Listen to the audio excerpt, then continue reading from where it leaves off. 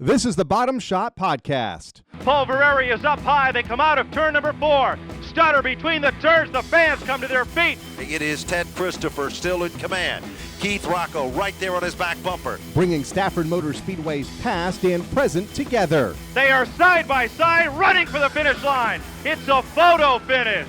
Deep into turn number 3. He goes in deeper than most. Christopher is in trouble. It is Keith Rocco to slingshot to the bottom, and he'll take down the win. A Stafford Motor Speedway production where we will hear from the personalities from the past and present that found success on the legendary half-mile oval. The scoreboard shows goose eggs as they wait. It's Pulvereri. He wins it by inches over Richie Evans in the Spring Sizzler. Unbelievable chain of events. Now, here are your hosts, Paula Root and Kyle Rickey. Welcome to another episode of the Bottom Shot Podcast from the Stafford Motor Speedway. I'm Kyle Rickey, joined once again by Paul Root. And Paul, we are within the month of April, and that means one thing. We are in the month of opening weekend here at Stafford. The show goes on, right? Yes. We're very close, 3 weeks away, less than that almost. And, I mean, we got a big season ahead, a lot of cars, a lot of drivers amped to come out, and I mean, I'm looking forward to it. A lot of news since I think we left here back last season. We took a little break. Little break, but some pretty cool news this week with Napa extending here at the racetrack for another 5 into 2026, which seems like forever away from where we are now. I mean, what can we say about Napa? They're just amazing partners. Stafford, they jumped on back in 2014, and you know they're gonna be a part of Stafford for at least through 2026. And you know, I envision much longer than that. They're big supporters of the sport, of the track, sponsoring up to 5 events now, including the Sizzler, and which I told Dominic from Napa that they extend to next season. It's going to be the 50th Spring Sizzler, which I mean we're going to try and pull out all the stops for the 50. That's only a few events in the country have been able to run 50 times, and the Sizzler is going to be one of them. And it was supposed to be this year, I believe. We took a little break. Unfortunately, there will be an asterisk on next to 2020, the Sizzler champion on the trophy. So, but that's going to be everywhere in every form of entertainment, no matter what. You mentioned great field of cars. They're just over a week away from hitting the track for practice on April 17th for the first time. Man, what a roster! 58 SK modifieds pre-entered, 31 late models, 52 SK lights, 17 limited late models, 44 street stocks. Not bad. And if you go down the rosters, there's a couple guys that haven't even put their numbers in yet. So we'll see who actually comes out. Those probably aren't going to be the final numbers, but I mean, I think it's a lot of strong weekly guy. I mean, there's a lot of really well prepared teams across all divisions, and I really think you might see champions that you wouldn't expect across all divisions. I know the SKs, you kind of have the players, the Todd Owens, the Roccos, but then you got a guy like Steven Kopsick who's due for a breakout. You got a Jervis who he's always there but always the bridesmaid, right? So you got to go down each division, and you're like, it's anybody's season. A couple of new drivers. Wesley Prucker just announcing he's going to move into the SK Modifieds for this season. Jonathan Pulio has had success in the lights. Andrew Duran goes to the late models, who he has some experience in that division, and brand new car, good support. I think he's going to be a contender. Zach, our two-time or three-time now street stock champion, going to the tough, the rough and tough late model division. I think it's going to suit him well. Most of the stars of the SK Lights will still be there. Megan Fuller moving up from the street stocks into the SK Lights. We saw a bit of a preview of that in the last race of last season. Stories are endless. I can't wait for opening weekend coming up in just a couple of weeks following the practice day. Saturday, big day here on April 24th, the Granite State Pro Stock Series back. Yeah, which is also shaping up for a really strong entry list. We just added Eddie McDonald in the field. Tom Fearn's going to be – our guest is going to be in the field. Adam Gray, I think, is going to be really a big factor. Keith in a pro stock, which he's don't know if he has a laps in a pro stock, but he's run a late model plenty of times. So and he adapts to anything.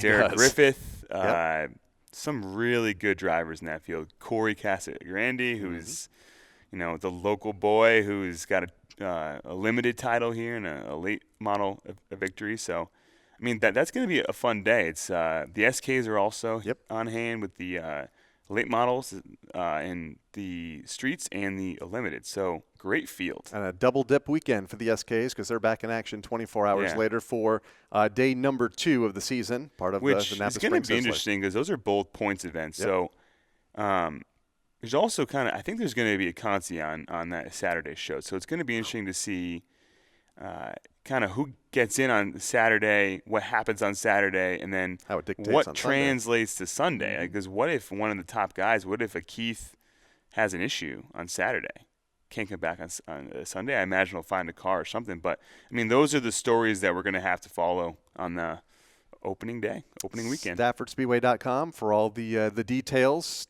2 days, 2 separate tickets, and 2 full days of racing. It's going to be fun to open up 2021. All on Flow Racing. All on Flow Racing. Except for the first Modified time, Tour. But all the weekly stuff and the Pro Stocks will be on there. On Flow Racing. That's right. So get your subscription now. There's a lot of racing on there, I feel like, every night of the week. I watch a lot of it on there. It's fun. As do I. Yeah. As do I. And you can watch Stafford Speedway now on it beginning in just a couple of weeks' time. You mentioned our guest today, Tom Fearn.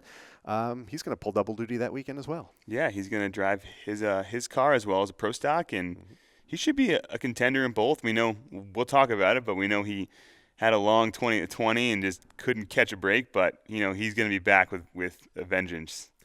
73-time Stafford winner, 4th on the all-time win list, 6-time champion, 6-time track champion here at the racetrack in Pro Stocks and late models. He will join us after the break here on the Bottom Shot Podcast.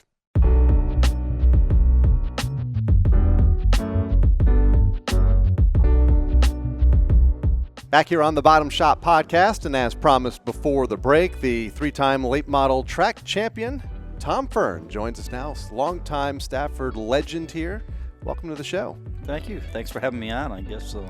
I called you a legend. I thought I was going to say, I don't know if I've ever been called a legend of Stafford. But 73-time winner. Was that 4th on the all-time win list? 3 Pro Stock titles, 3 late model titles. 2021 going to look a bit different, though. Hanging up the helmet, going to be a driver coach this year, I understand, here at the racetrack. Well, a little bit, maybe a partial car owner. I don't know. It's April Fool's Day. It's April Fool's. He didn't even think it was funny. He didn't laugh. Tom Fearn's not retiring, everybody. No, he is not. Especially he's not going to go out on a winless season. No. That was all that COVID-related stuff. Oh, there's no asterisks next to that season. No, I know. There's no asterisks. What about Barry Bonds? Is there one next to his name? Yeah, why? Are you juicing? No. All I can say, though, is I got a win in 2020 and Tom Fearn didn't, so I can retire now because I can just hang my hat on that. How many have you had in the last 5 years? Too few to count. Okay. I can't count how many I got. See, point proven. That's why I can hang up the helmet if I want to because I beat Tom Fearn once in 2020. Maybe it is time for you then. So before we start at the beginning and start talking about your career, how's the off-season been? You ready for 2021? Right around the corner here. Hard to believe. Yeah, no, we're not ready, but okay. We will be. You've had 5 months. Yeah, I know. Well, just how things go. I do. Just put things off until the last minute, and we'll be ready, I guess. I got my Pro Stock also, and got another deal with a late model that we spare car for Ryan and I, but we'll be having some guests and celebrity drivers driving it throughout the season, hopefully. Look forward to those. I'm excited about that. Yeah. I mean, some guest drivers is always cool. The fans will be excited about a couple of those drivers, and it adds to the totally stacked late model field this year. Some possibilities, Like I said, celebrity drivers also. Ooh, I like that. Yeah. So on the Bottom Shot Podcast, we start at the beginning. Mm-hmm. So Tom Fearn's been around for a long time at a bunch of tracks. When did you get interested in racing, like at the youngest age? When was your first time at a racetrack or around a race car? Well, as far back as I can remember, I was 5, 6 years old. My father was on the fire department in Agawam, and they had a fire truck down at Riverside Park every Saturday night, and usually my father worked that. So I'd go there with my mom and my sister, and my dad would get us in the races, and we watched the races. And I'm at that age, I was falling asleep, in the grandstands while the races were going on. So, I don't remember a lot of it, but as I got older, went from the coupes to the Pintos era, I guess, there, and now I look back at it like, oh, I wish I could remember a lot more of it. Right.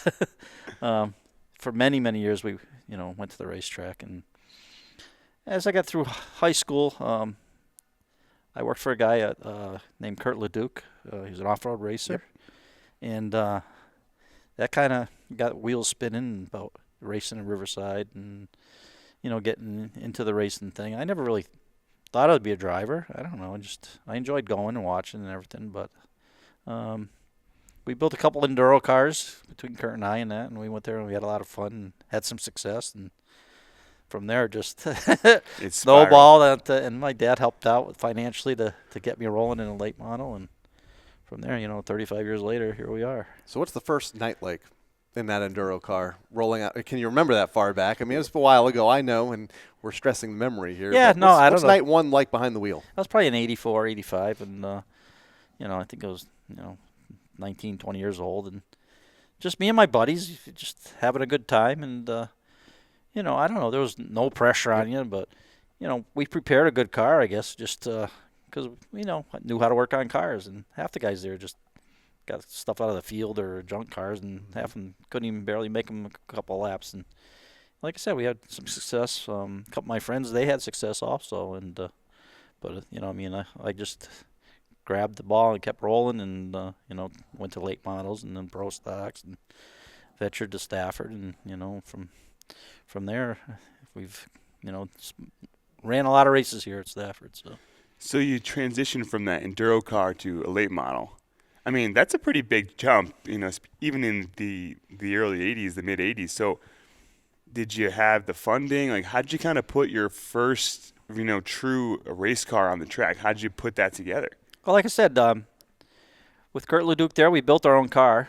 So you built the car too? Yeah, we built the Chevelle, the 70 Chevelle, and Johnny Lobo helped us out a little bit. Wow, him and his Johnny dad. Lobo. Yeah, some names back in the future there or from the past, and just a little bit of guidance, and we like I said, my dad helped me financially to get started. The first year building a car, that's when your expense comes up. You got to build a car, a motor, transmission, and everything else. So my dad always did my transmissions for me, and throughout most of my career he has. So.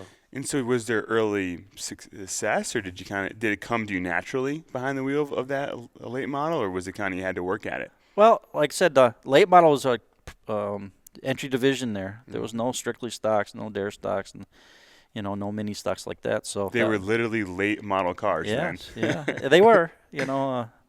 Looking back, there was a lot of stock parts on that car. And like I said, we went to an engine builder, had an engine built, which a lot of those guys back then probably built their own.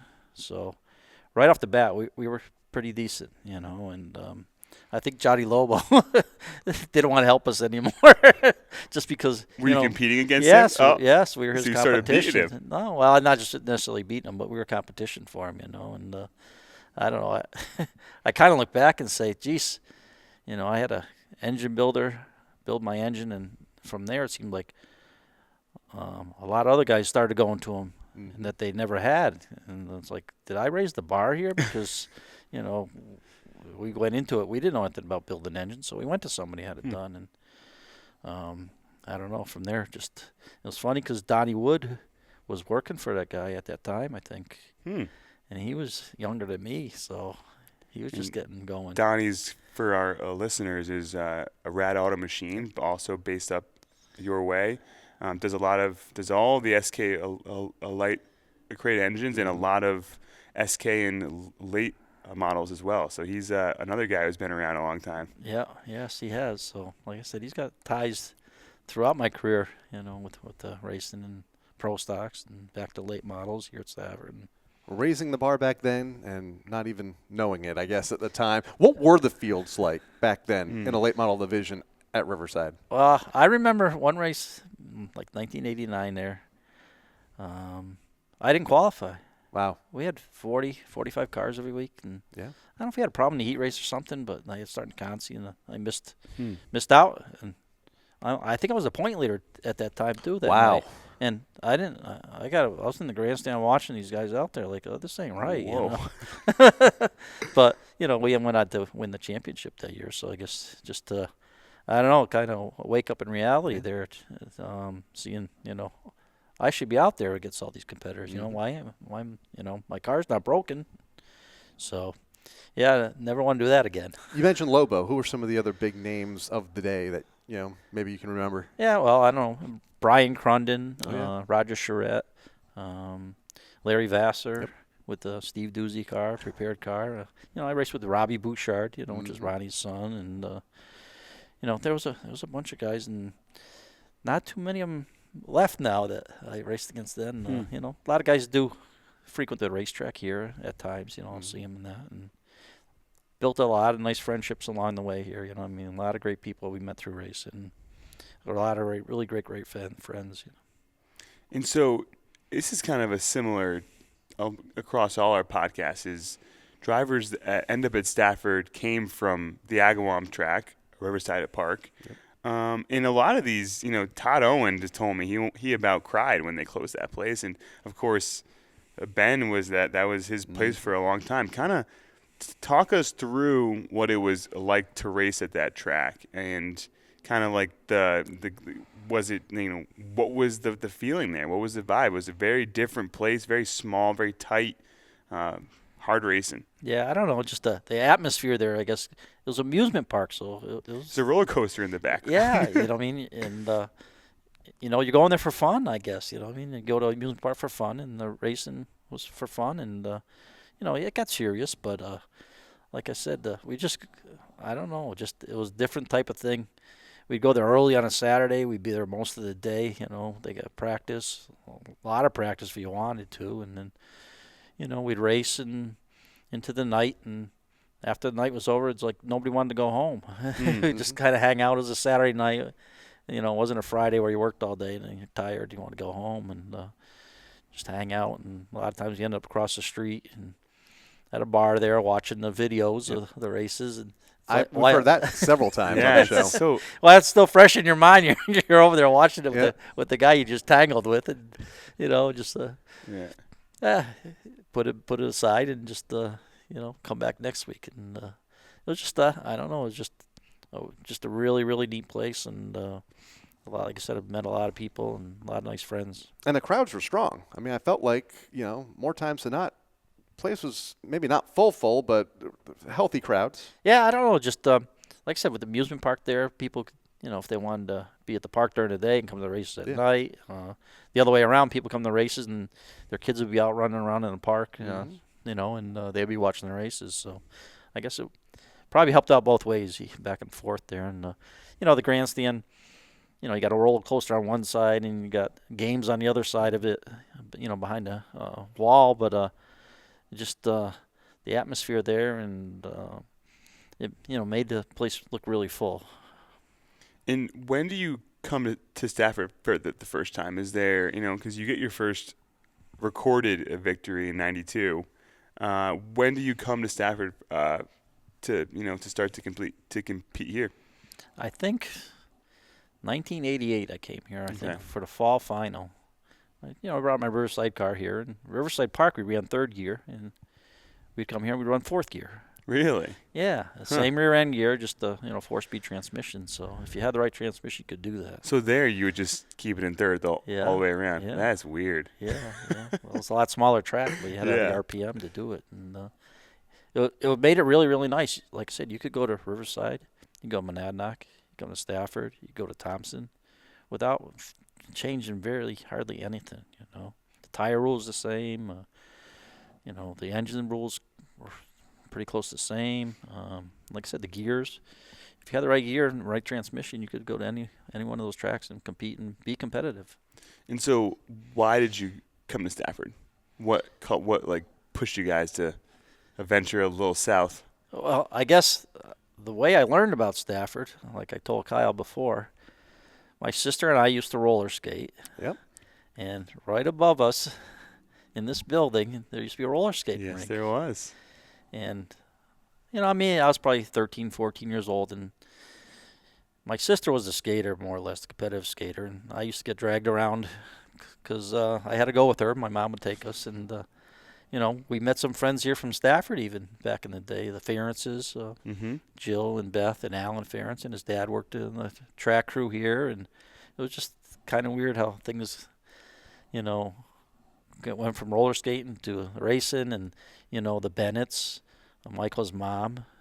We knew her before she was even married, and before Michael was even, born. So it just, like I said, the roller skating. We used to watch the races through the windows on a Friday night here, and as I got older, like I said, and I used to come here, maybe with my girlfriend or some friends or whatever on a Friday night and watch the races. And like I said, before I was 21, I never really thought I was going to be a race driver.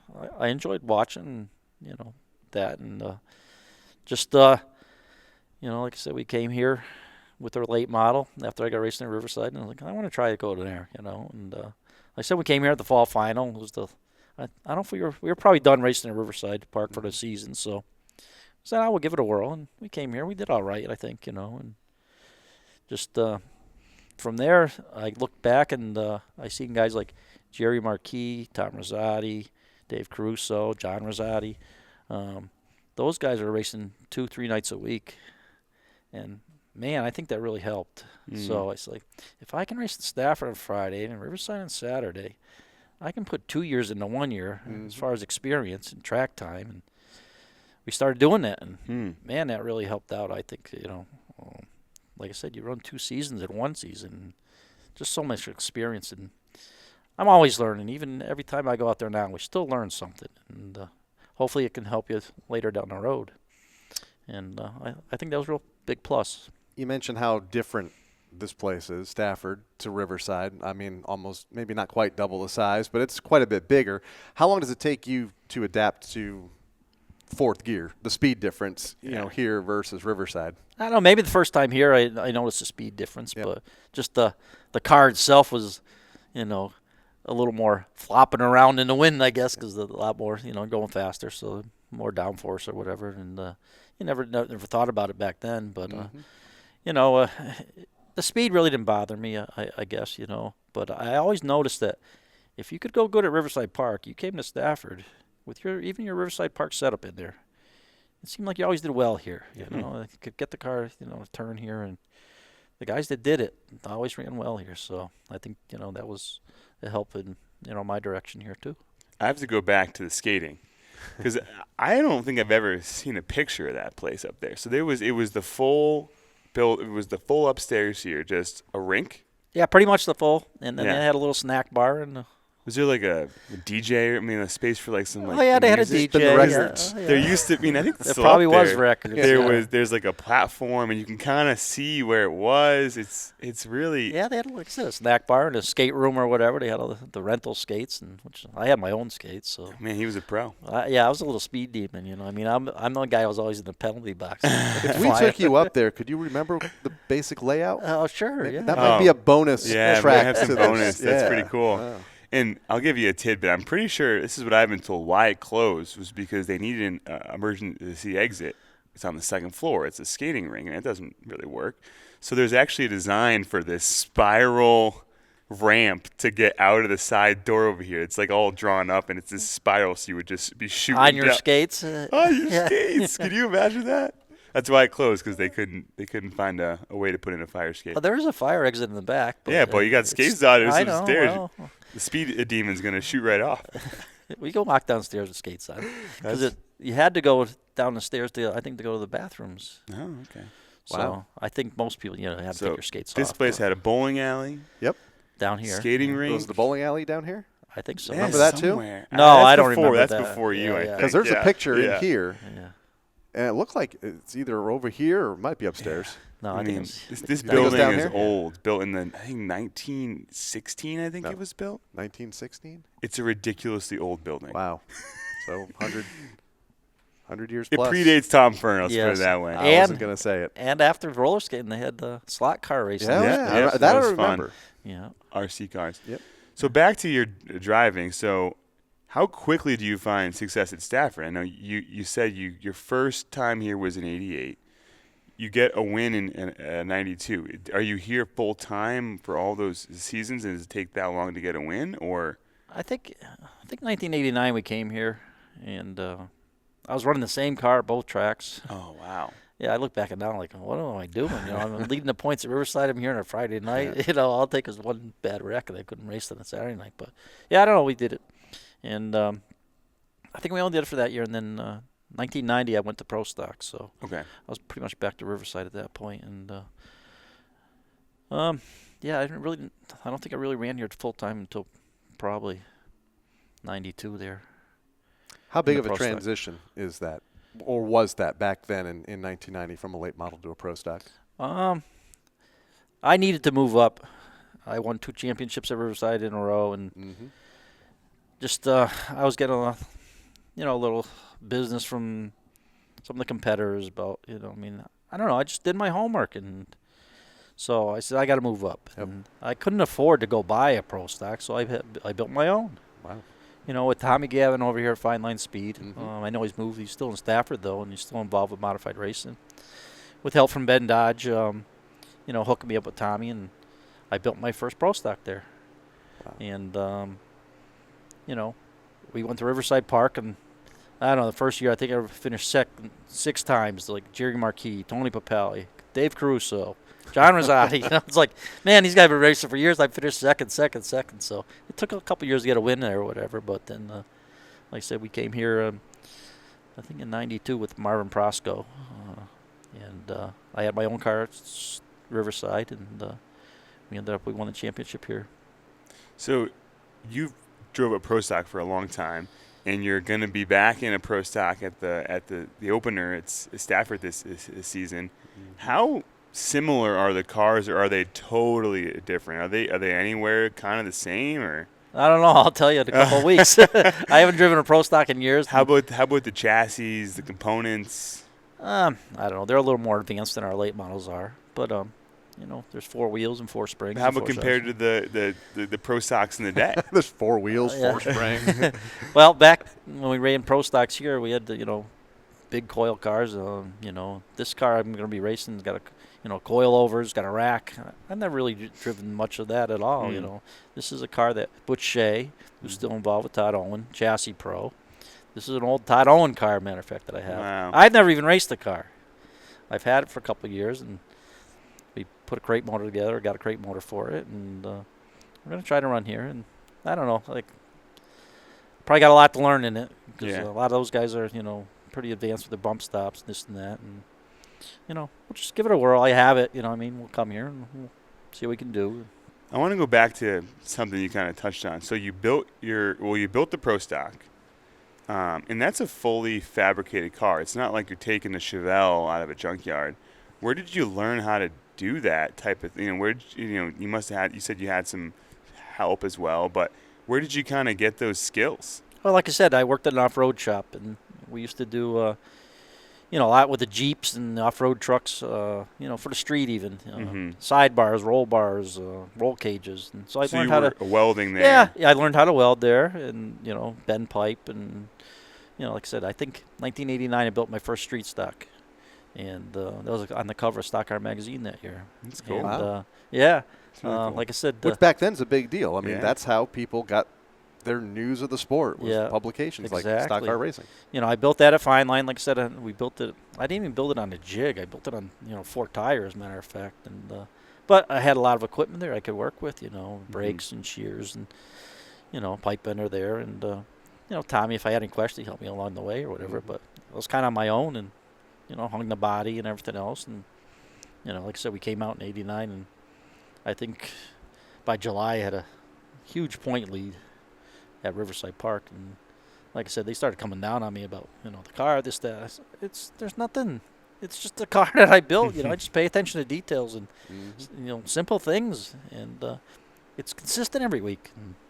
And I think that year I think I maybe won 2 races, but I won a championship by a decent margin. And so you won the title of your first season in the Pro Stock?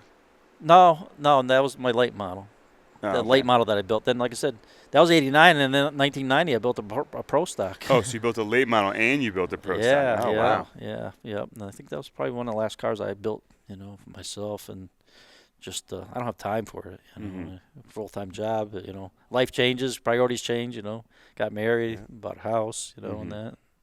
So just got to work every day so I can go play on the weekends. So you can buy tires on Friday. Yeah. Well, luckily I have great sponsors that help that with that. I mean, King Gray back on board this year after a rough year with last year with their company with the entertainment industry. Yeah. And Coach line. Yes, big time. I mean, they do hockey team, Springfield, the Thunderbirds. They lost that last year. The colleges, the kids sports, the high school sports, and that, and just tours. They were tough shape, and luckily starting to come back now. And good.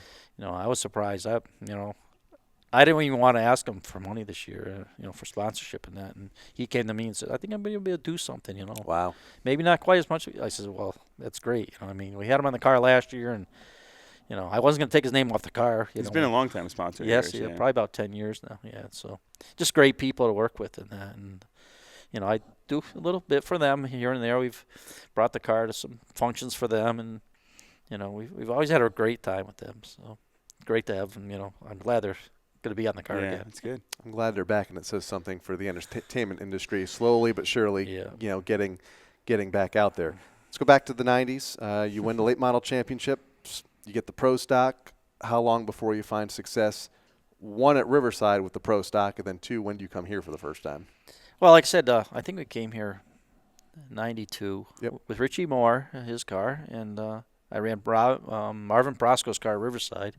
So I had the 2 engines that I supplied. They own their cars, and Richie's car here, I think we came here and we finished 4th in the points that year. Marvin's car, we won the championship at Riverside. And then Marvin says, "Oh, I want to go to Stafford next year." I'm like, "We just had success here. You want to go to Stafford now?" So Marvin he bought an engine and invested in that, and we came to Stafford. We won the championship here that year with that same car. Wow. So 2 years in a row I raced for Marvin, and 2 years we won a championship. And after that, he got out of racing. And then what? He got out of racing. But you didn't. No. I, through the years, I had my own car still, so I just ran Riverside Park, I guess, and then I got a ride at Riverside Park with Matt Powers, and I built Butch Shea built me a car for Stafford, a Camaro, and I raced against Mystique, Teddy Christopher, and those guys, and I won the championship here in 1993, 95, I think it was. Yep. And 93, 95, and 98. 98, yes. So you win a championship only after your first win was in 92. So it doesn't take you long. So you just take to Stafford like it's easy. Yeah, no, I don't know. We came here, like I said, we came here with a Rosner car, and Freddie Rosner, he had his way of doing things, and to me they were a simple car, very few adjustments on them, but I don't know, just my driving style, whatever, and our setup or whatever, we ran really well, very consistent. We had full fields back then, 22, 24 cars, and it wouldn't be anything to start 18th or 19th every week. You're up in the points, and you get up to 5th or 3rd every week, and there's a lot of cars, a lot of good cars back then. Jeff Zeideman, like I said, was racing here, and Dave Caruso. Who'd you beat on that for that first victory? Trying to think back there.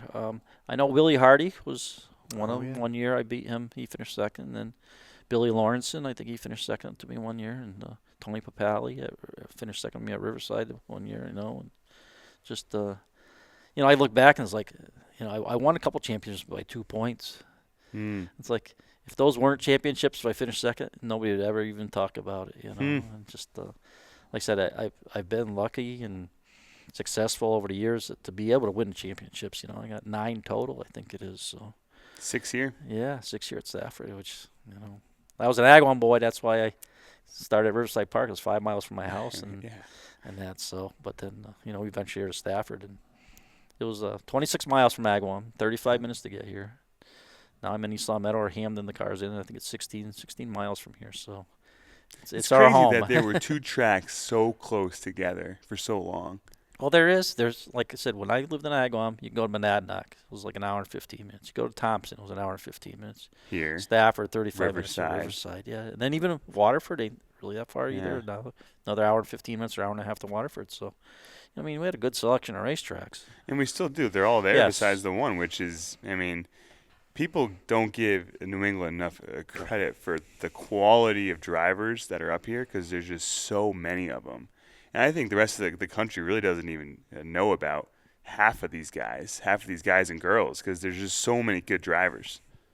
Well, I guess racing at Stafford, though, you do get, some publicity and people. If you win at Stafford, people sometimes they recognize your name and see, like, I've talked to a couple guys from New York and stuff, and it's like, yeah, you won late my life. I've seen your name there. So I said, yeah. He says I won 12 races one year and 6 in a row, and they had a bounty on me. Yeah. And Dunk the show up, that's for sure. I'm sorry, but just everything just worked out really, really well that year. And, I wish I could do it every year, but I know it just doesn't always be that way. Mentioned all the great racetracks up here except for the one, Riverside Park. Were you there that final weekend? What was it, 99? Yeah, 1999. In October of that year, they buttoned it up. Were you there that final night? Yeah, we were there. We raced our pro stock there. I don't know where I finished or whatever. Just, I guess it was a somber day there, and knowing that we wouldn't be going back. And I raced there for 14 years and had great success there. If it was still there, I'd probably still be racing there. And here at Stafford, just two great places, just over the years. I've been lucky. We've had great places to race at, And I've seen the tracks, advance through the years and stuff, Here at Stafford, I talked to people about, oh, yeah, we've got a Bose sound system there, when Bose was real big. And and the lighting, the Musco lighting at Stafford, You go to any football field, they got Musco lighting, but Stafford's got it at their racetrack. And I'm like, man, oh, man, through the years, just kept up with times, and they put the money back in the facility, and, it showed. Now we got full-time TV here, and who knows what else I have up. Yeah. Almost afraid to ask. You never know what I can come up with. Been a big off season for announcements, for sure. So Riverside goes away, and then the pro stocks take a hit here. We talked to Todd about it. I think we've talked to Doug Kobe about it too, because he was running the pro stocks at the time. What's that meeting like in, I think it was August or September, in this room of 2000 when they said the division for the most part is going away? Yeah, I don't know. It was another somber night, I guess. Yeah.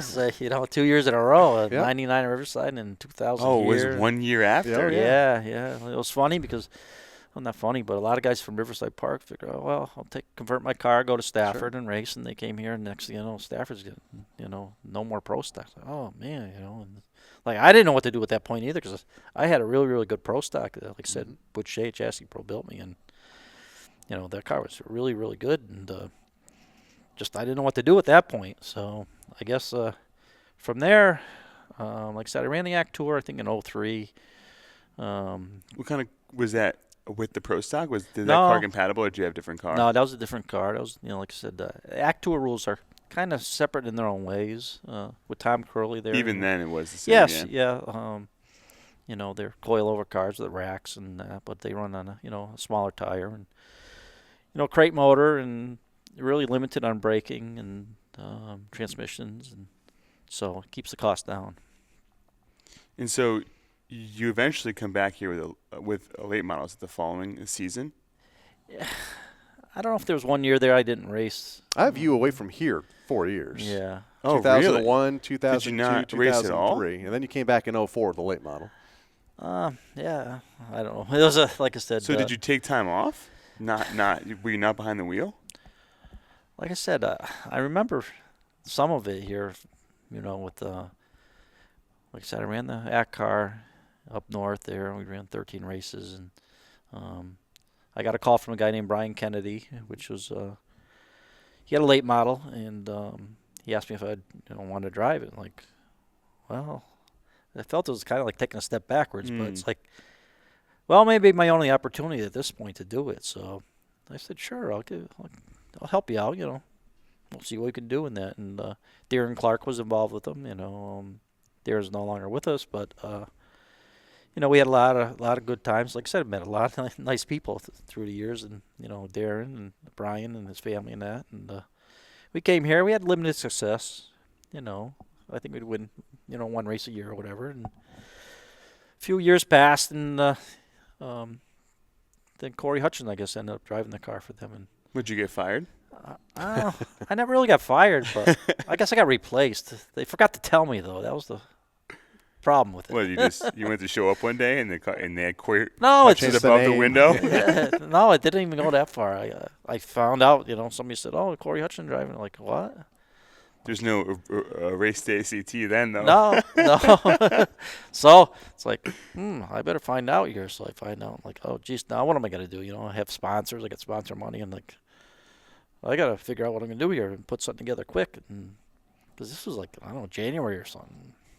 So a buddy of mine from Agawam, EJ Legacy, had a car that he campaigned here a couple times and limited success. And so I got together with him and we revamped his car that he had, and we came here and we did all right. I think we won a couple races.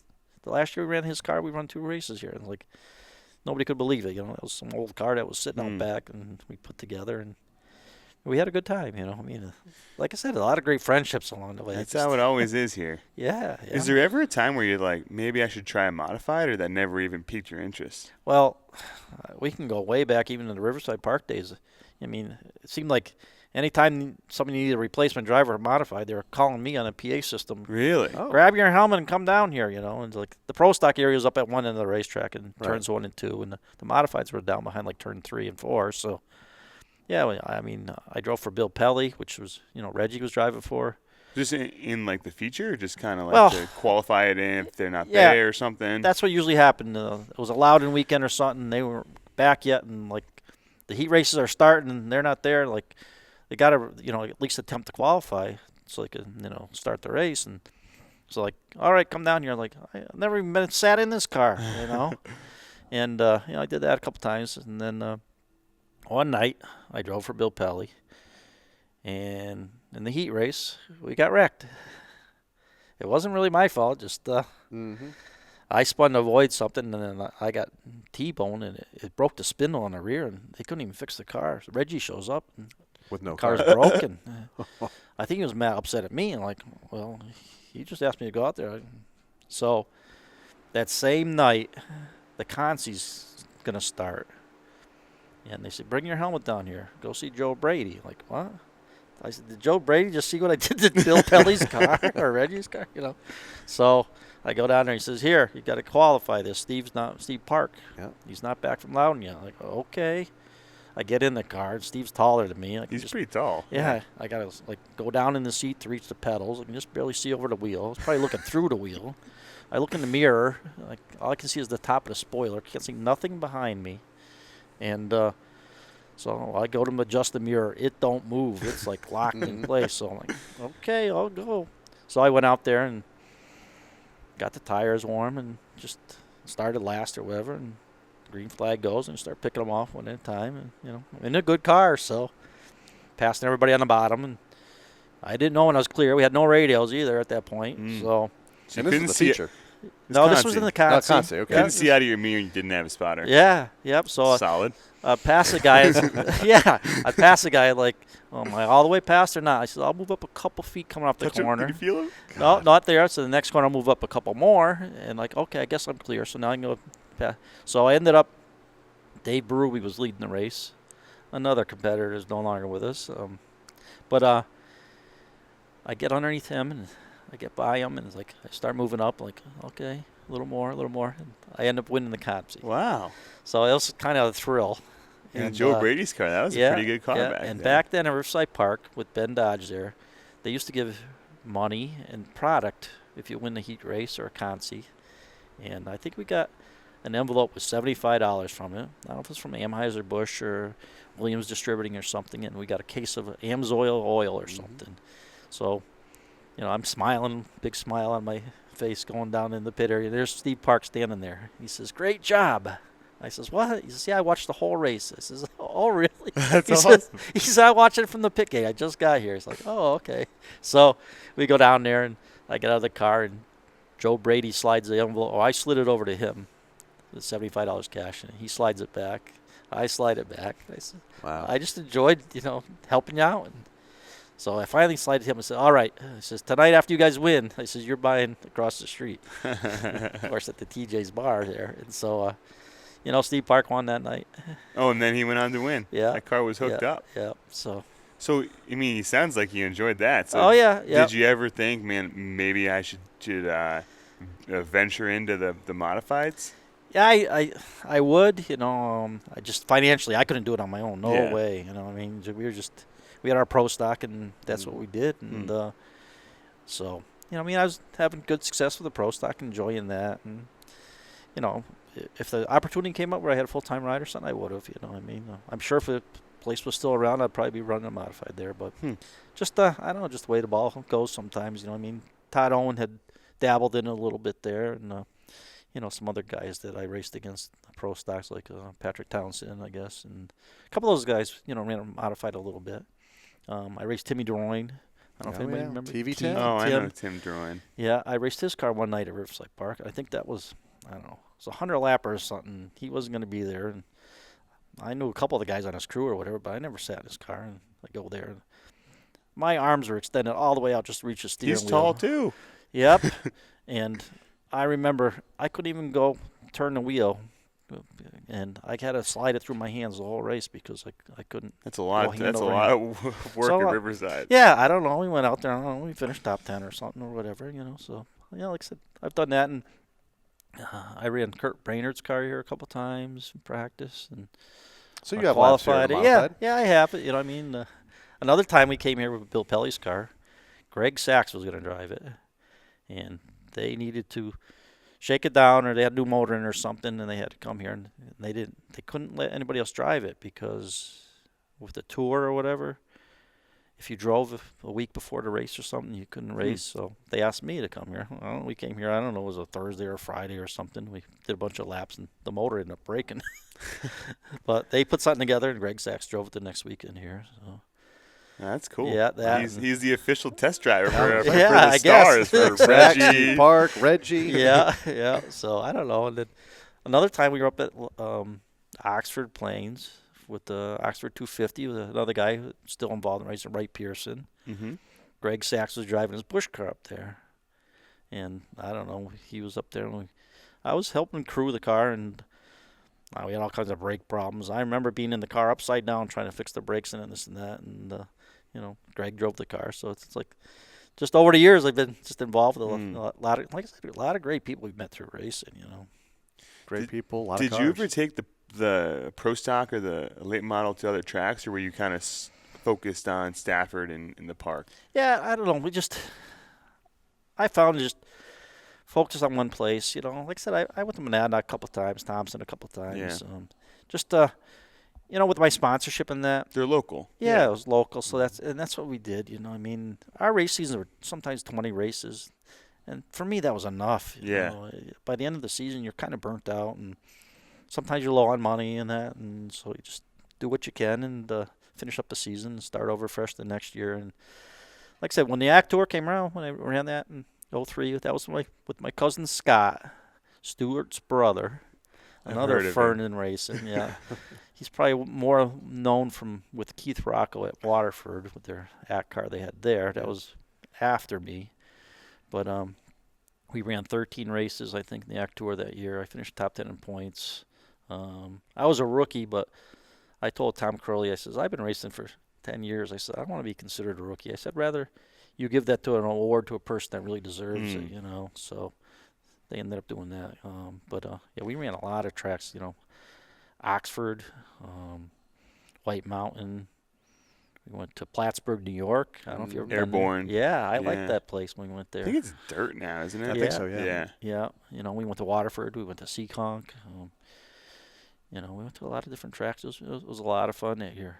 So when did it start clicking for you here? You mentioned a lot of those one-win seasons, and I think when I look back, there were 4 or 5 years in a row where it was one win. What clicks? Yeah, 2013 is when they start firing off. Yeah. Well, I don't know. It's probably a conglomerate of a lot of things coming together. We built a new late model here, tube car. I don't know what year it was, but we ran it. I think it was the 2 worst years of my racing career. We just couldn't get the car to go. So we got to do something here. So we ended up buying a used car, which was Jim Peterson had raced it and won the championship, I think, in 2013 with the it. 17 car? It was the number 13 car. 13 car, okay. Yeah. And they had sold it to Johnny Margillo, Nicole's brother raced it. It was a limited, right? No, they ran as a late model. Okay. I think Johnny raced it 3 times, and I think he had not wrecked it, but got involved in something 3 times, and they ended up figuring it wasn't for them, so they put the car up for sale. Between me and my cousin Stuart, we put our everything together, and I sold my other car that I had, and we bought this car. And man, just it was a Joe hand-built car, and I don't know, everything started working out for us. Is that the same car that you still have? Yep, yeah, it is same car. So that car has got a lot of wins. It's probably have more wins than any late model ever here at Stafford. I mean, from 2013 on, it's got to be 40 wins. Yeah, at least that. And then, like I said, Jimmy Peterson won with it. I think Mikey O'Sullivan won with this car, 100 lapper. So this is a pretty old car then. Yeah, it was built in 05. Okay. I think Tommy Butler drove the car before. I think Mike Quintiliano drove the car. That was before. that 13 car had a couple drivers coming out of it, I believe, for a while. I think Teddy Christopher might have drove this car. He did for a season, I think. Yeah, either this car or there was another car before this one. But yeah, and like I said, if we ever need any chassis work, we always brought it back to Joe, and Did he build the car originally? Yeah, he built the car originally. Yeah, and I know when we brought it back there, he made sure he had everything down in his books so he could copy it. You know, what I mean, with the success we had with it. Joe had his setup, we had our own setup, and it seemed to work for us. And so that's one of the coolest things about the Stafford late models, which I'm over the moon that they're starting to come back again to where they should have always been. They should have never had that decline. But the fact that Tom Fearn who's one of the best in the business in Stafford late models, is driving a car that was built in 2005, that should tell you all you need to know about this division, right? You can pull cars out of the woods and put them together. Yeah, I don't know. You don't have to go build a brand new car. No, I don't. There's very few brand new cars here. Well, there's a couple coming this season, and we'll see how they do. But you got to kind of have a proven chassis is what it comes down to. Well, like I said, Joe Ham just built a brand new car for Andrew Duran, who's coming up from Unlimited. So we'll see how that goes. It's a little different from my car, but kind of the same. So it's along the same lengths of it. With the tube clip and stock type center section and that. But we'll see. I got a good car. It's like, why don't you build a new one? Like, I have a good one. Why would you? I said, last time I got rid of a good one, I got rid of a worse one. So I built brand new, so it never went. So I said, I'll stick with what I got for now. Like I said, we won a lot of races with that car. So yeah. And so you mentioned your cousin Stu, which a lot of people think is your brother, but it's cousins. When do you guys kind of get together, and when does he get involved in your career? Like I said, that was back. He used to come around the races once in a while when I had my pro stock, back in the late '90s, and he was kind of a fan, and he helped. And then he started his business, Safeco Foam, and he told me the first time, he said, "I'll sponsor your front bumpers." I says, "What?" He says, "Just front bumpers." He says, "You can tear them off all you want as long as you're going forward. I'll buy new ones." Oh, wow, I like that. He says, "The rear ones are up to you." He says, "If you need one of them." So that was our first sponsorship from Stu Fearn. Front bumper. Yeah. Always going forward, right? Yeah, that's what he wants to do. So, and then from there, like I said, he started his business and got very successful with that, and now we got Alexandra and Ryan into it, and we got a nice shop, and he gives us, like I said, what we need to do to go win races with. Found obviously a lot of success, 56 wins in the late models. One standout? Is there one that, when you think Stafford and checkered flags, is there one that's kind of above the others? Not really, I don't think. Every championship, that's what stands out to me. It's a conglomerate of the whole season, I guess. I guess my 12-win season, you'd have to say, it's hard to pick one even out of that. And I guess the one that kind of, it didn't hurt, but I won 6 races in a row, and they decided to put a bounty on me. they kind of make a little big deal about it. But the problem was that same night they had the Stafford 5K, so it was kind of second fiddle to that. And the race went green to checker, our late model race. And I got to second, and I felt I had a chance at winning if we had a caution, but we never got that. Big Al Saunders took the bounty. But we had one of my sponsors, Whip Sporting Goods, made up some shirts. I think I got to say I got a T-shirt out of it. Yeah, with the bounty, logo on it that Stafford had made up, and he had them done that week for us, and we gave one to Al Saunders with Victory Lane. That was a fun night. Top 3 go to Victory Lane, so I was there, in second, and I went over and says, "Man," I says, "You gonna split that money with me, or that bounty money?" But it was great. He was a first-time winner. I think that was his first win, and might have been a rookie that season. And it was kind of like the pressure was off at that point too. You know what I mean? Because it would have gone on, if I won again. And I asked Mark. I says, "Do I get to win that bounty too?" And he said, "No." I always thought a bounty was if the same driver won the race, he'd get the bounty. And he said, "No." You know what he probably said? I'm cutting you a check for $850 every time you win. Yeah. He says, "Yeah, I don't want to give you another $500." And we're already pushing an hour. Hard to believe in this conversation. You go from all those wins 2 and 3 years ago to a winless season last year for the first time in almost a decade, since 2011. What were some of the struggles last year, or were there any? Was it just I don't know. Luck on the racetrack? I think it all started, we got the car prepared, ready to go to the car show in February or the beginning of March, I think.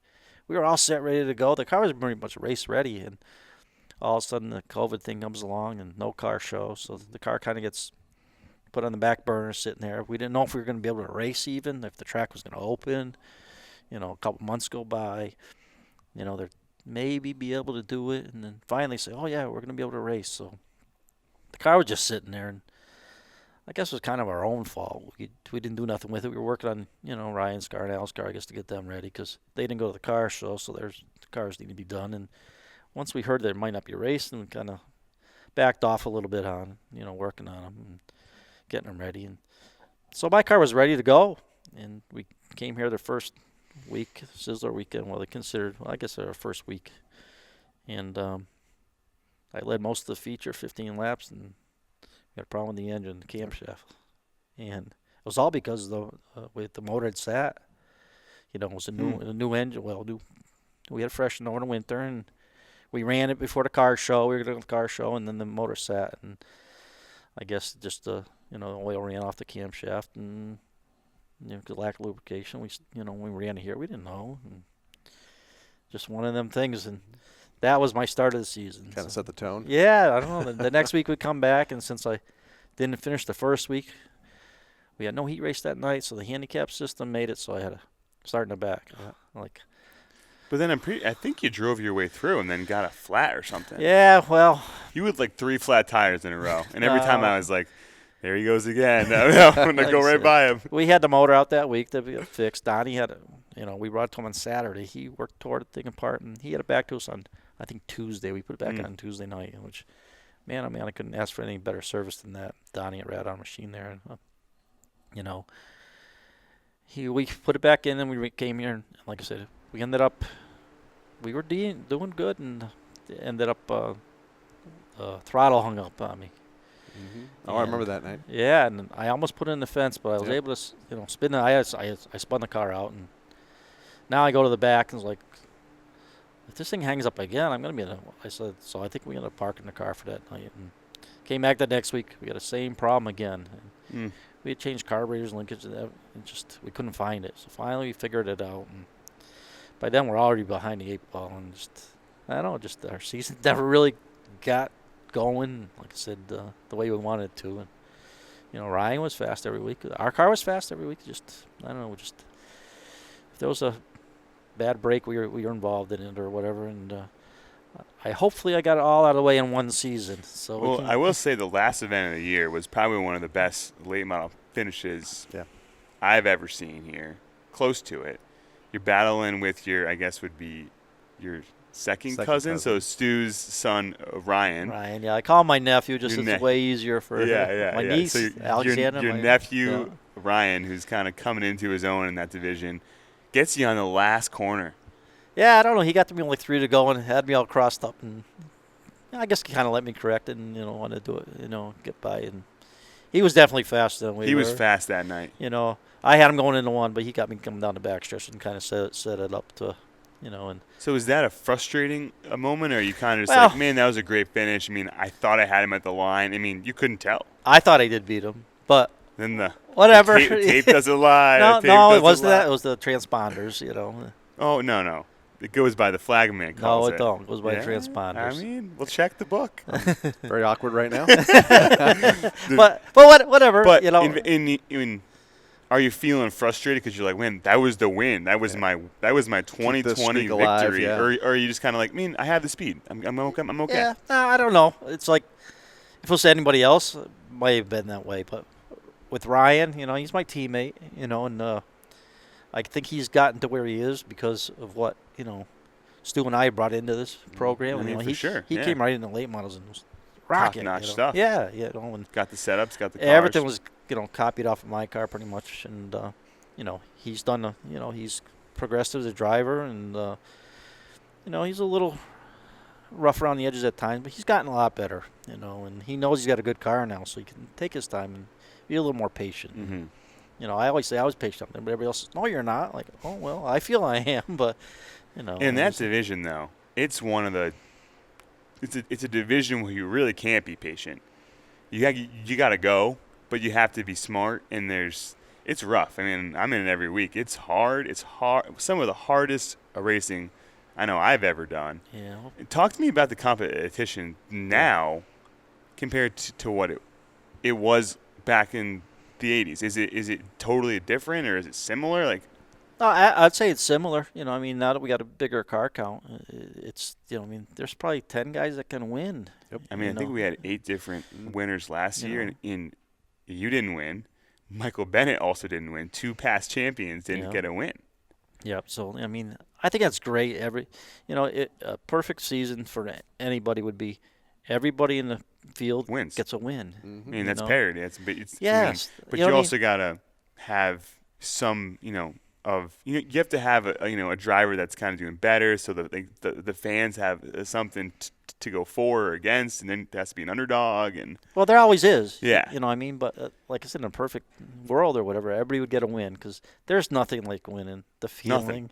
Yeah. Yeah. And guys that have raced for years and years and have never won, I kind of feel sad for them in a way, because if they ever got that one win, man, just your team morale, your sponsors, and from there it usually just goes up. Yeah. If you get a win, it just kind of usually gets you back. If you're down and you get the win, the whole team is good. They're there and refreshed and ready to go. And you usually come back and you get another one. Yeah, and you can win at that point too. And I've always told people you got to learn how to win too.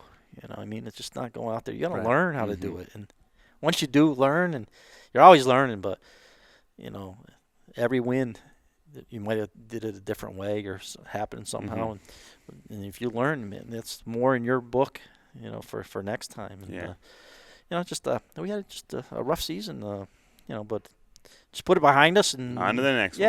Yeah. I've been racing for a long time, so just one of them things. Jeff Gordon, I think went winless at time.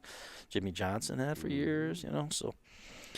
It's part of racing, I guess. He just compared himself to Jimmy and Jeff. Yeah. Jimmy, Jeff, and Tom. Yeah. Over what? I got 9 championships. You do. So. See, he does. He wants to remind us that 9 times. Yeah. We'll close it out here with some rapid fire. Some rapid fire. So we just do it quickly. You gotta just give me your first thought. So, Kyle already asked your biggest career victory, so I'll skip that. You didn't have one. Who, at the moment, you think is your toughest competitor in the late model division? Ryan Fearn. Oh. And Adam Gray, I guess you'd have to say. They're two. They're two. Adam scored, 5 victories and 14 starts last year after taking a long time off. So it's great to have him back in the field. Biggest rival over the career? I've seen some Tom Fearn rivalries here. So I'm sure everybody's going to say, "Oh, Michael Bennett," but Michael's won his races. I won my races. And Is it Michael Bennett? no, I would just say I'd say it had to be Adam Gray. You know what I mean? Back when he was winning championships, and he kind of went away. I won a bunch, and now we're kind of on equal ground here. And he had a great season last year, and I thought we were going to be just as well as he were, but we weren't. But hopefully we can this year.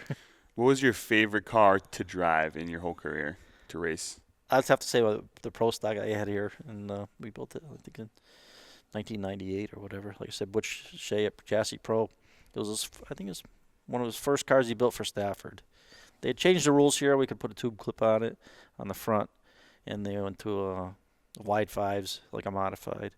And I built a car just to run here, and we put a straight rear in it, which a lot of other guys didn't. They all had quick changes. And it was purposely built to run here. And, man, right out of the box, that car was great. 1998, I think we won 6 out of 16 races. We won the championship, against back then, we raced against Doug Colby every week, and Todd Owen was a very great competitor. And Wayne Bellafleur and Jim Mavlijanis, I think. Well, that'll go to my next question. Who do you think is the best driver you've ever competed against? You got to name one. It's rapid fire. There's no wrong answer. Oh, rapid fire. No wrong answer. I'd say Tom Rosati. Tom Rosati is the best. I watched him here for years when I didn't even race, and then I raced against him, and just a great person, gentleman, and great driver. And then let's call your shot here. How many victories does Tom Fearn get in 2021? I got to shoot for 3 at least. Shooting for 3. You heard it here first. Well, Tom, we appreciate you coming on the show. 73 career victories, 4th all-time on the win list. It's pretty incredible. Big part of Stafford over the years, and we appreciate all, the Fearns in the late model division, synonymous, and we're glad to have you. Yeah, well, thanks for having me. And like I said, when I'm done racing, Ryan and Alexander will be following in my footsteps, hopefully. We've given them a good base to go by, and they're in the same shop, and we share a lot between us in that, and I hope they have the success that I have over the years. They're doing well here. They will. Friday night, as are you. Best of luck to you in 2021. Thanks for joining us. Thank you. Thanks for having me.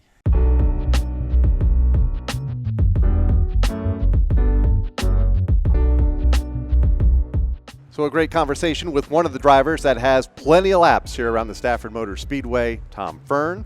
Time now to focus on somebody that has 0 laps here at the racetrack, except on iRacing. Yeah, and that is a former Cup champion. It's funny because a lot of our SRX drivers that are coming up here, I know they know of Stafford, but do they know anything about it? Like, do you just look it up on YouTube to try and figure it out? We'll talk to Bobby, and we're going to find out.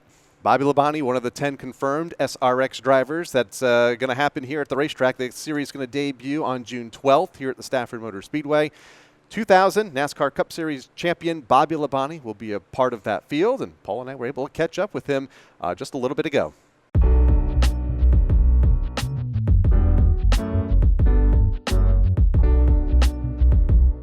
Back here in the Bottom Shop podcast and able to catch up with a NASCAR legend, former Busch Series champion, former Cup Series champion, current modified driver. That's weird to say, running the Smart Tour full-time down south. And he's one of the 10 confirmed SRX drivers here later this summer, Bobby Labonte. Bobby, first off, thanks for joining us here on the Bottom Shop podcast. Yeah, thank you. Glad to be here and excited about your show. And, can't wait for you to ask me a ton of questions that I can't answer. And a lot of those will be about modified racing, but let's start off with the SRX event coming up in the second weekend of June here at Stafford. It kicks off the first ever SRX season. You're a part of it. How did it come to be for you to be a part of this elite bunch?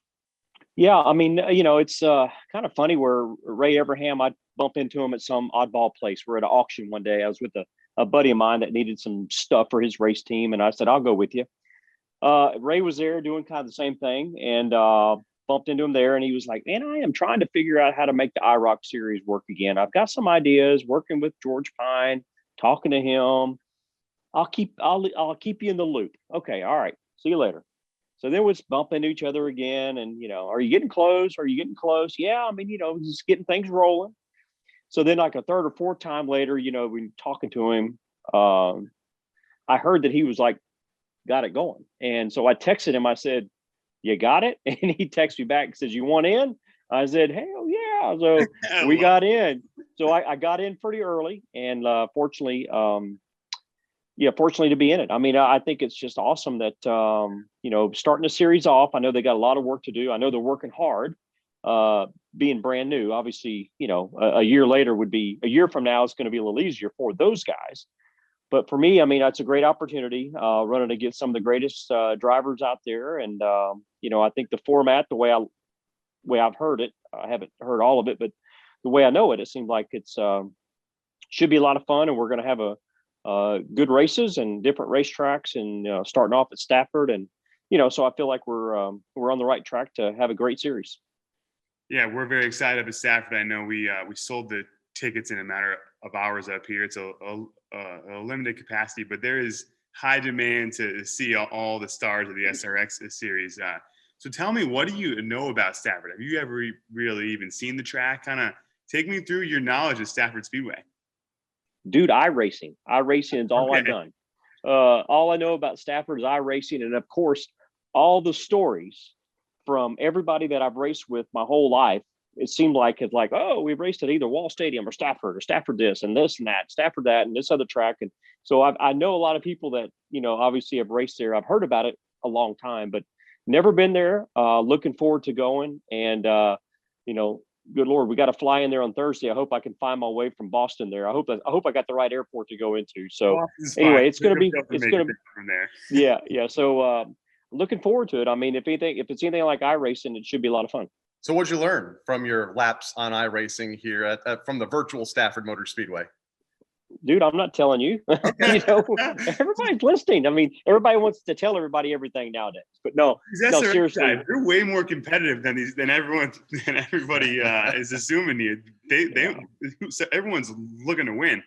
Yeah, no, I mean it obviously, and I've seen some videos from it, and I mean it's obviously not a tip. I mean, it's a typical short track, but not typical. All short tracks got a little different characteristics, and it looks to me like Stafford does too. And I think it's going to be, it's pretty tight and pretty fast. And, I love the way it's got, it's got some good banking to it. And, it's been a while since my iRacing day on it, but yeah, I mean, I haven't tried to run a late model up there. I always ran like a little modified. So yeah, I mean, it's going to be tight. I think it's going to be a tight little racetrack. So there's been a lot out about the cars the last 2 weeks or so. Have you, what are your thoughts on the car? I mean, I'm a fan. I think they're a touch of every kind of car out there. Have you got a chance to take a look at the car yet? And what is your take on it? Yeah, I actually went to the race shop and saw it, and I was really afraid that after I was there for about 30 minutes, they were going to put me to work because there was a lot of stuff happening. And I'm like, okay, if I tell them I knew how to weld, they might put me to welding something or anything like that. So I kind of stuck it out. I just kind of looked around and kind of gave it a once over. I mean, the car does look pretty awesome. I mean, to me, it reminds me, and I know the guys at Fury are building them, and it reminds me of a Trans Am car, or I say a Trans Am TA2 car. So a TA2 car, I've been able to test one a few times at BIR, and I think they're really neat race cars, So looking at it, I'm like, well, looks pretty. Obviously, it's a perimeter car. It's got my old late model cockpit, where the pipes come out the right. And it's got kind of a floorboard in it that's built up. Pedals on the floor, fuel cell's a fuel cell, but, good bumpers and, the way the body is with the wing on the back, a little bit of front, obviously it's a different looking nose. It's not like a Chevy Camaro or a Ford Mustang. It's got its own little look to it. So it could be a Lamborghini, all I know. And, it's like it's got pretty good horsepower. So I talked to Schrader. I'm sorry. I heard from Schrader. He said it's got more motor than tire. I'm like, great. That's good. And then I talked to a guy yesterday that said Stremme run it on dirt and was pretty happy with it. So, what else can you ask for? I think that's going to be a good recipe for some good racing. It looks like a really, really safe race car. I looked at the welds, the Fury guys, great job. Mm-hmm. It's a standard straight up car, so, but it's a coilover, stuff that I'm used to seeing on a late model day. So, yeah, for me, it's nothing foreign. We'll see it in competition for the first time here on Saturday, June 12th. However, you are in modified country up here when you come to the Stafford Motor Speedway, and you've been doing a lot of modified racing recently. And in the last couple of years, you've been dabbling in it, running in the Smart Tour full-time this season. What brought you down that route? Yeah, that's a crazy one right there. I'll tell you, it's you know, I'm at home. I'm not doing much. Weekends, I mean, seem like I'm relaxed and, you know, enjoying life, what you might call life, I guess. And I'm going to say, you know, it's like all good. So a buddy of mine calls me and says, "Hey man, would you want to come to Bowman Gray and help me with my modified I'm going to run?" And I'm like, okay. I mean, I knew you dabbled in some little things, but a modified, okay. So he said, you know, come up here and help me, bring your helmet. I'll let you run some laps, and, you know, maybe you could help me, you know, figure out the track a little bit more. I said, well, I've never been there before. So, and it's only 12 miles from my house. Oh, wow. But I've never been there. Yep. So I said, okay. So I go up there. I paid $5 to get in the pit gate. I take my helmet and walk in there, and I'm looking around. I'm like, wow, it's a football field. And it's a little bit of asphalt around it. I'm like, okay, that's pretty cool. So I go out and I watch him run a little bit. Like, man, well, I mean, you know, drive in a little harder, get on the gas a little sooner, you know, I mean, you know, things like that. He said, why don't you drive it? I said, okay. So I got in it, moved the seat around a little bit and got comfortable, run about 15 laps, 20 laps. That's pretty fun, you know. That's good of you. Yeah. He said, well, are you going to come back for the race tonight? Because you practice 2 hours in the morning, then you don't have to do anything. I said, I don't know. You know, my wife's, she's in college, went back to college, and she was at Duke. And I was like, I don't know, by myself. I'll just hang out by myself. I'm just going to stay home, watch a movie, you know? Okay, well, we're here, you know, just come on back. I said, all right. So I got home and I was messing around. So I actually cooked dinner and ate dinner early. I drove over there, paid $25 to get in the pit gate, watched him race, saw a heck of a finish, and saw 3 fights. Yeah. And I told my dad, I said, for $30, that's the best $30 I spent in a long time. So that was the hook that got me. So I drove one of Burt Meyer's cars back after that. And then we didn't run last year at all. You know, we were going to run, but didn't run. So then last fall, Mike Smith, Andretti called me and said, hey, you want to drive my car? John's got COVID. I said, sure. Okay. Let me call you right back. I called him back. Yeah, okay. I can do all that. Go down and practice. Ended up at the race, qualified first, finished fourth. I'm like, okay, now we're talking. Mm-hmm. So about a week later, he's like, you want to drive this thing next year? And I'm like, absolutely.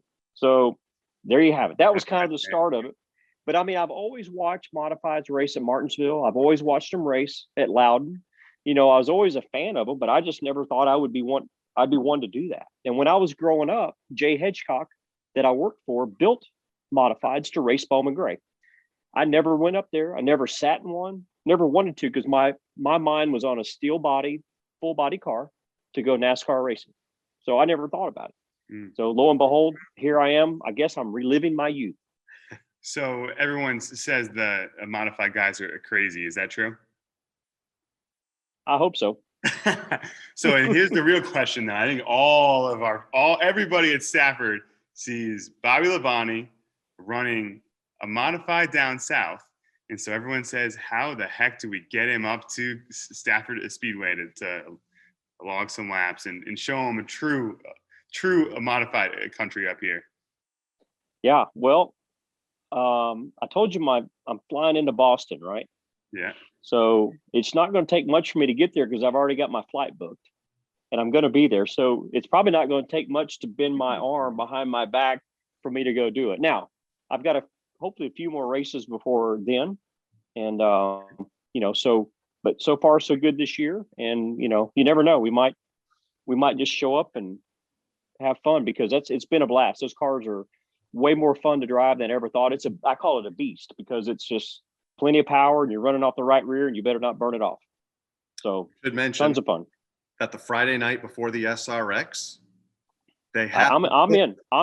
Open modified show. The Twisted T Open 80, where the winner gets 80 twisted T's in victory lane. So I can handle that. Going to be a fun weekend. You got a big weekend coming up as well, going back to South Boston for the first time since 1991, but this time in a modified. So best of luck to you this weekend, and can't wait to get you up here in a couple of months' time for the SRX event, and maybe even a modified. Yeah, well, thank you. I appreciate it, and thank you guys for having me on. I think it might have took a little longer than we anticipated, but finally got a few minutes to get with you, and look forward to seeing you in Stafford. And hopefully we can work on when I get to a racetrack. I don't want to just sit around. I want to race. I like that. Absolutely. June 11th and 12th, right here at Stafford. Bobby, thanks again for joining us, and best of luck here this weekend in South Boston. All right, thank you. Thanks, Bobby.